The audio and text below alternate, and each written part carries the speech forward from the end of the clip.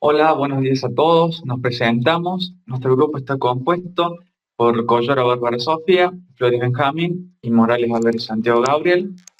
Nuestra directora es la licenciada Schaffer Heidi y nuestra codirectora, la licenciada Crema Julieta. Y el título de nuestra investigación es Métodos y ejercicios terapéuticos en el tratamiento del vértigo posicional paroxístico benigno resistente o recurrente. En el área vestibular existen alteraciones denominados síndromes, como ser el síndrome vestibular agudo, el síndrome vestibular crónico y el episódico. Dentro del episódico se encuentra el vértigo posicional paroxístico benigno, también denominado VPPB, que es uno de los tipos principales de vértigo. Se caracteriza por episodios vestibulares breves, generalmente inferiores a 1 minuto de duración, causados por la migración de partículas de carbonatos de calcio, denominados otolitos u otoconios, hacia los conductos semicirculares localizados en el oído interno. Dicha patología se diagnostica mediante una buena historia clínica, una evaluación laberíntico-funcional y maniobras diagnósticas. Para el tratamiento se aplican maniobras de reposicionamiento canalicular según cuál sea el canal semicircular afectado y en dónde se localice la partícula otoconial, ya que pueden estar localizados en el canal, que se denomina canal litiasis o geotrópicos, o se pueden encontrar adheridos a la cúpula, denominados cúpula-litiasis o apogeotrópicos. Existen casos en donde esta patología puede presentar cierta resistencia o recurrencia ante el tratamiento, denominándose así vértigo posicional paroxístico benigno resistente o recurrente. Al hablar de VPPB resistente hacemos referencia a aquellos casos en donde los pacientes, a pesar de la aplicación de las maniobras de reposición canalicular, los síntomas y el nistagmo persisten, y al hablar de VPPB recurrente hacemos referencia a aquellos pacientes en donde la aplicación de la maniobra de reposición canalicular es exitosa, sin embargo, los síntomas y el nistagmo vuelven al cabo del tiempo, que puede ser semanas o meses, y es así en donde, al no encontrar una respuesta terapéutica al usar las maniobras de reposición canalicular, podemos utilizar unos diferentes métodos y ejercicios terapéuticos, como pueden ser el cierre rotatorio, el cual es un dispositivo mecánico que puede ser utilizado, maniobrado manualmente, y puede girar en un ángulo de 360 grados, es decir, en todos los planos del espacio. Por otra parte, tenemos los ejercicios de Brandarov, el cual son un método terapéutico que tiene esta variante de ejercicio que puede ser realizada en casa. Y también tenemos la vibración mastoidea, la cual es otro método terapéutico en donde se coloca un dispositivo en la apófisis mastoides y con el objetivo de facilitar la migración de las partículas otoconiales dentro de los conductos semicirculares, dificulta así la adherencia de estas a las paredes de los mismos.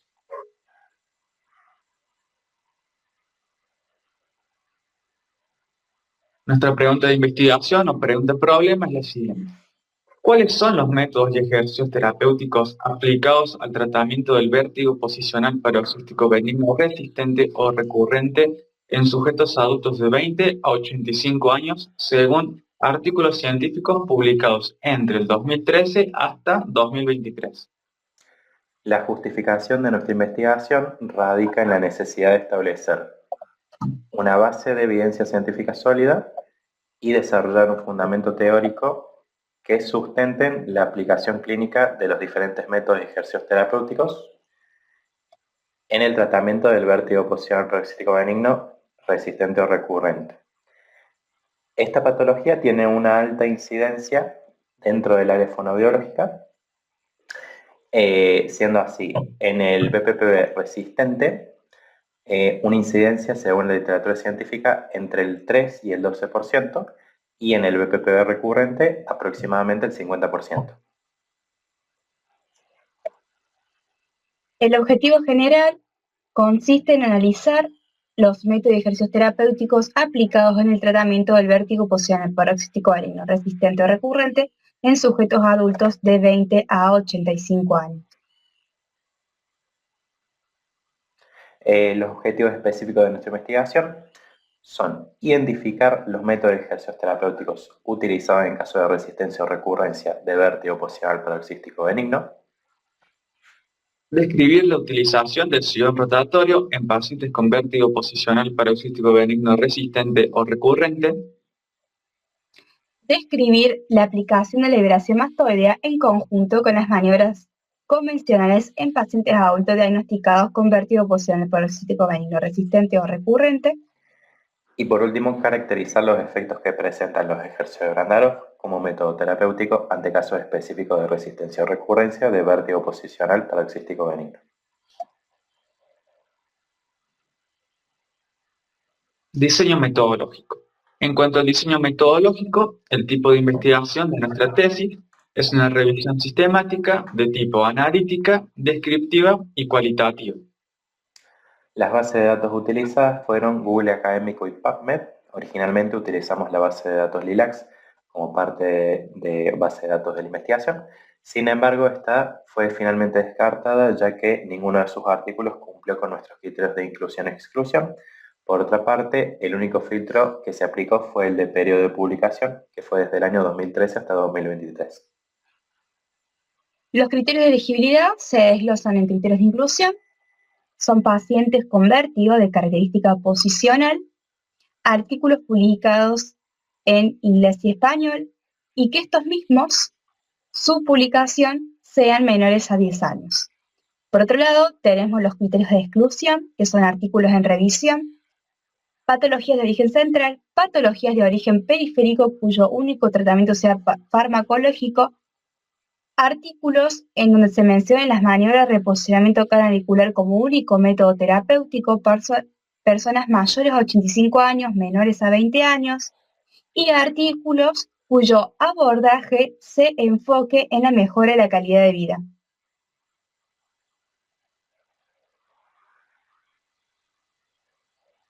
El proceso de selección de artículos científicos es un procedimiento el cual implica la identificación y la elección de estudios que sean relevantes y que apoyen y fortalezcan los argumentos y las conclusiones de nuestra investigación.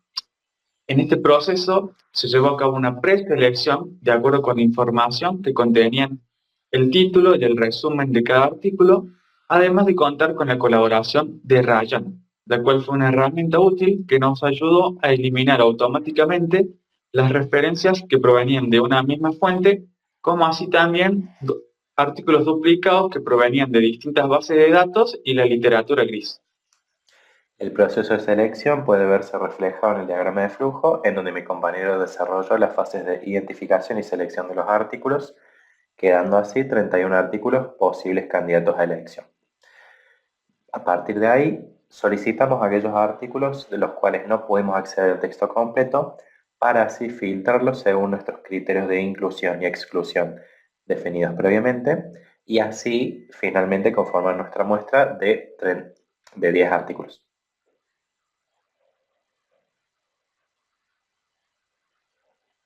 Concerniente a la periodización de variables, se seleccionaron dos: la primera, método de ejercicios, y la segunda, vértigo posicional paroxístico benigno resistente o recurrente.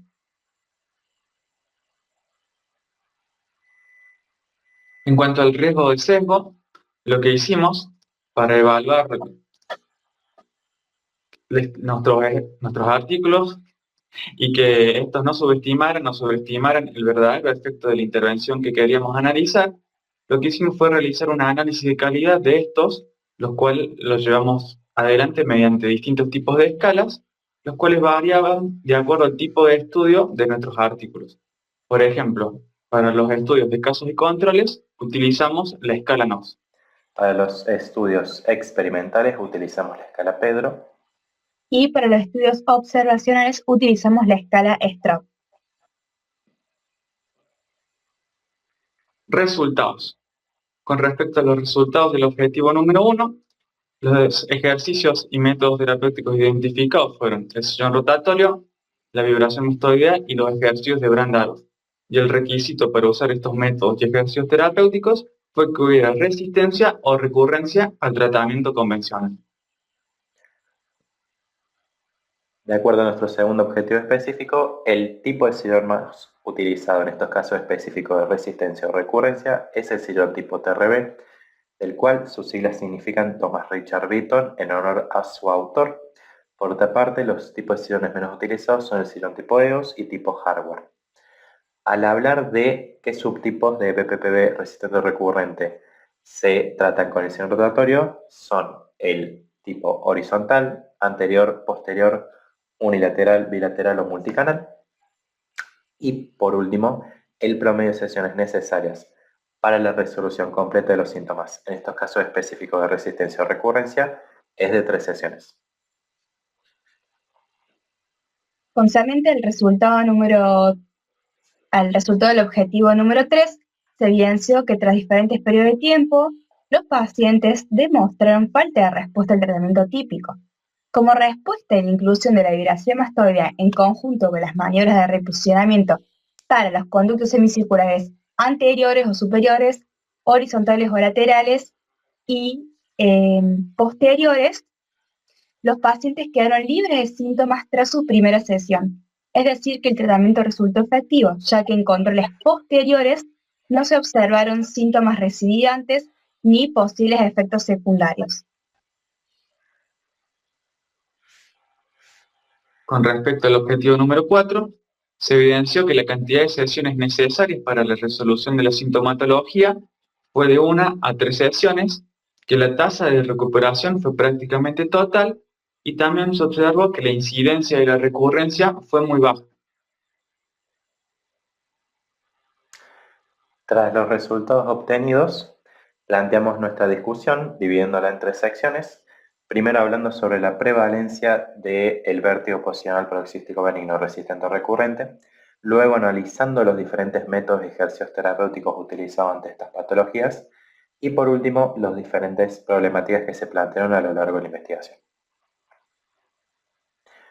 Al hablar de prevalencia, debemos tomar en cuenta que existe una cantidad reducida de casos de vértigo posicional paroxístico benigno resistente o recurrente en relación al BPPV tratado exitosamente con maniobras de reposición canalicular debido a la defectividad de las mismas.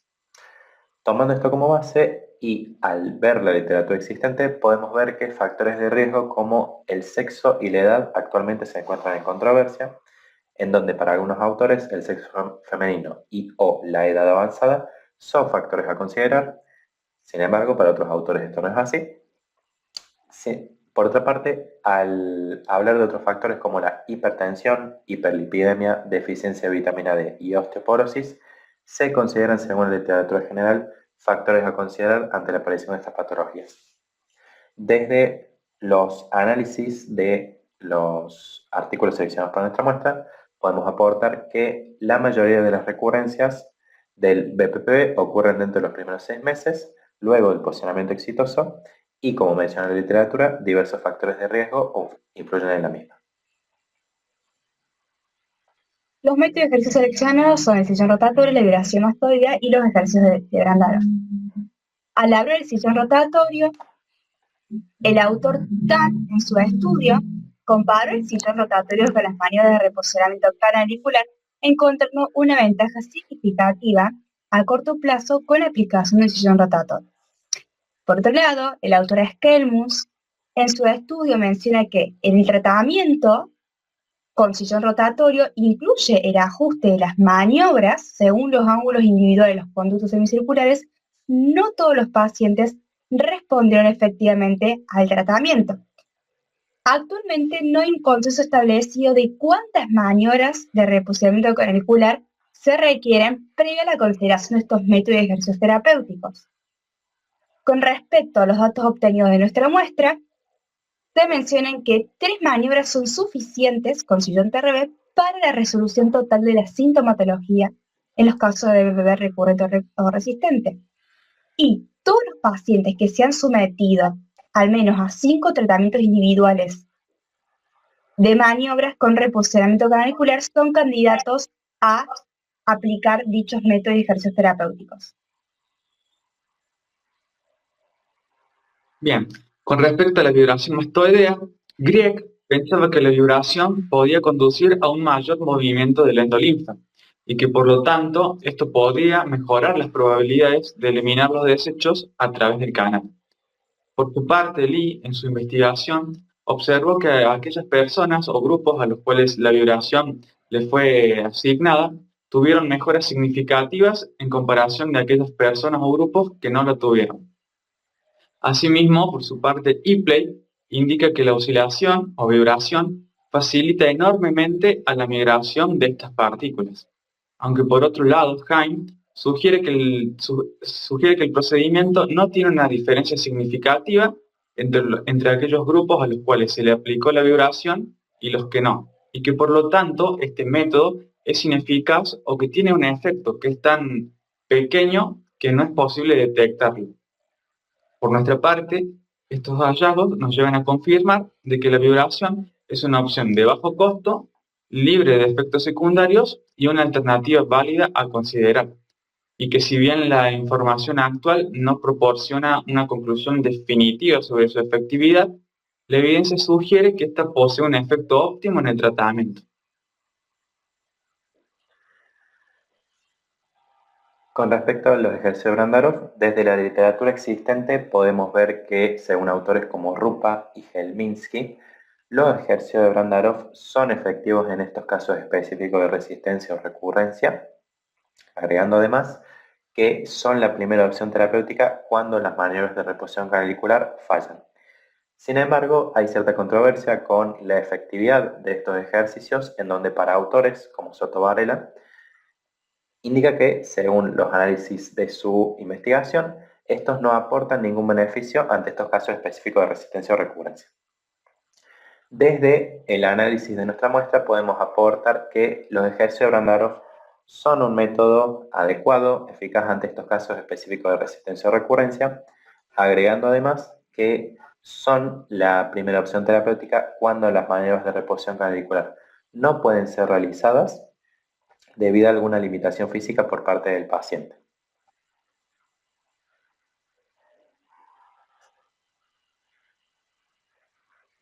En cuanto a las problemáticas que se nos presentaron, es relevante mencionar que se encuentra muy poca bibliografía sobre estos métodos y ejercicios terapéuticos en aquellos casos específicos en los que hay recurrencia o resistencia al tratamiento convencional. Y por lo tanto se presenta la necesidad de que en investigaciones futuras estas sean realizadas con muestras más grandes debido a la variedad de subtipos de BPPV. Ya que se trata de una patología con gran prevalencia en toda la población. Concernente a los aportes fonobiológicos, lo que proponemos en esta tesis, mediante este tema y estos métodos de ejercicios, que son alternativas terapéuticas efectivas para pacientes que no responden al tratamiento convencional. El sillón, la vibración más todavía los ejercicios de Brandarov se pueden aplicar en la práctica clínica cotidiana.